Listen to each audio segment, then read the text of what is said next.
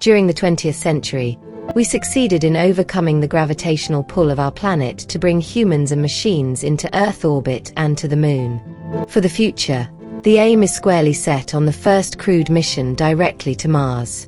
Plants will accompany us on this adventure as well.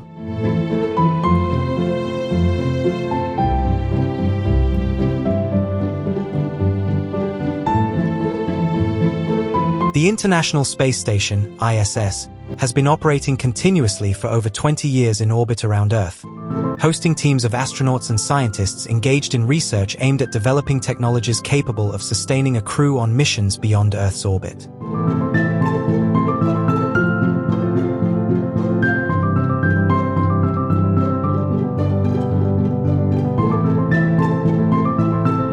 For years, space agencies like NASA and ESA, above all others, have been conducting experiments to understand if and how plants grow in microgravity environments, cultivating vegetation on the International Space Station.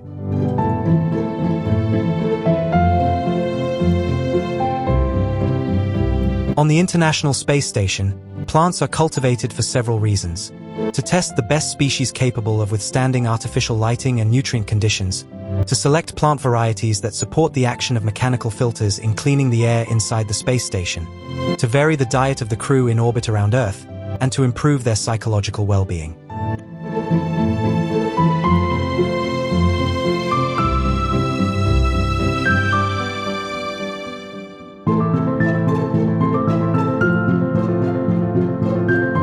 The first steps in orbital botany date back to the early 1980s.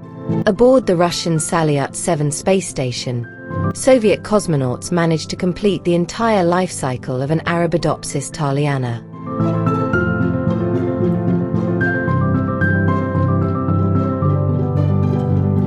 Over the last decade, it has been the Americans at NASA who have been advancing space gardening. In particular, astronaut Donald Pettit cultivated a small garden during his 5-month stay aboard the space station.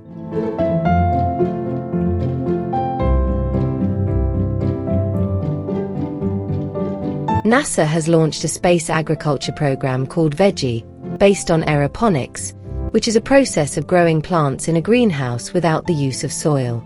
Instead, the plants are artificially supported and their nutrition is provided by systems that nebulize water enriched with mineral fertilizers, which directly reach the root system.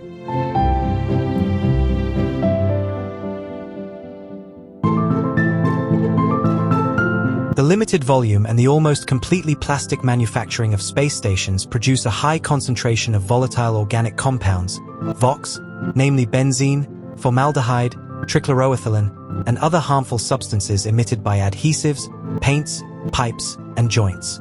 To make the area inside the spacecraft more breathable, NASA launched the Clean Air Study program to measure how many and which volatile solvents can be absorbed by ornamental plants.